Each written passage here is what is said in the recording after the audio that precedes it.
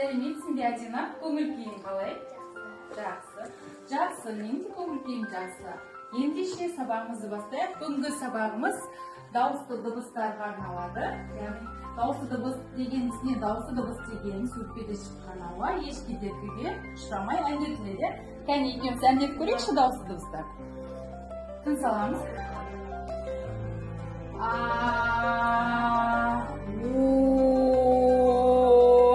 Мұрмен тыныс аламыз.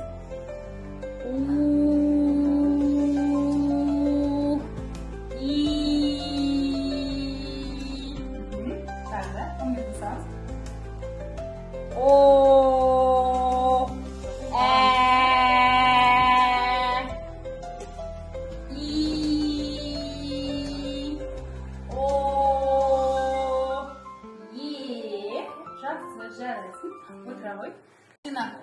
Қараймыз, бұндағы берілген жаңағы бізде буындарымыз, иә? Бірінші буынмен оқимыз.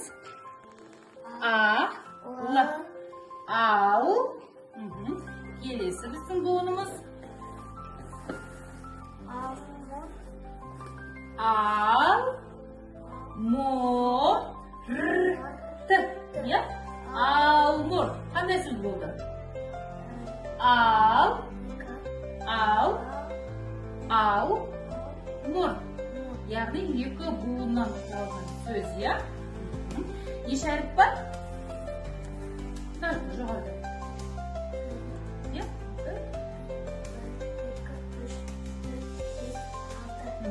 Алты әріп бар екен, иә?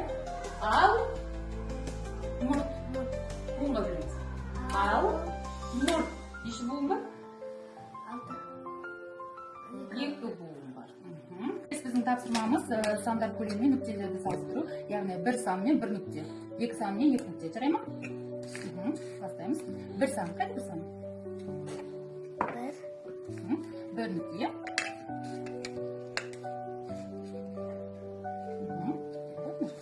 Келесі екі сан. Екі сан табыз. Молодец, жарайсың. Бетмен орналастырамыз.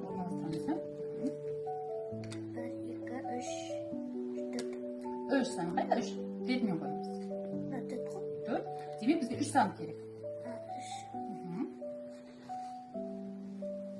Қара, санаймыз, нүктені санаймыз. Мұнда төрт нүкте. Демек бізге төрт сан емес, бізге үш нүкте керек, е? Табамыз.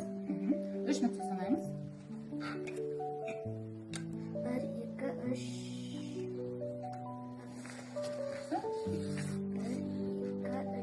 Үш, демек, үш нүкте, үш санымен.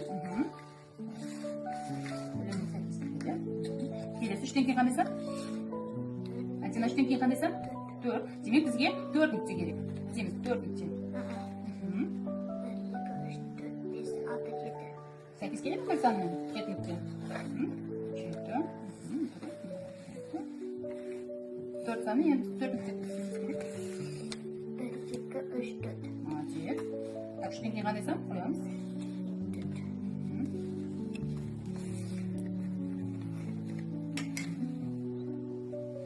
Төрттен кейін қандай сан болады сізде?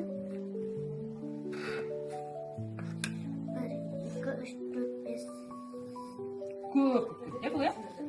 Бес санмен сәйкес келмейді.